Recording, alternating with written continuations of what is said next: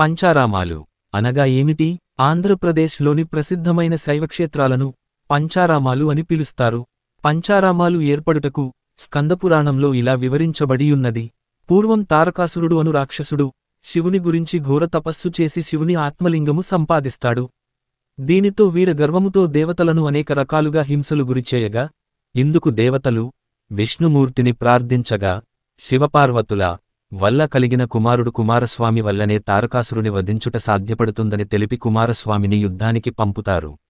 యుద్ధమునందు కుమారస్వామి తారకాసురుని కంఠంలో గల ఆత్మలింగమును ఛేదిస్తేనే మరణము కలుగునని గ్రహించి ఆ లింగమును ఛేదిస్తాడు.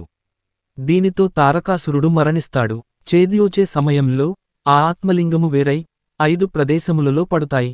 తరువాత వాటిని ఆయా ప్రదేశాలలో దేవతలు లింగ ప్రతిష్ఠ కావిస్తారు. కనుక ఈ 5 క్షేత్రాలను పంచారామాలు అని పిలుస్తారు. 1.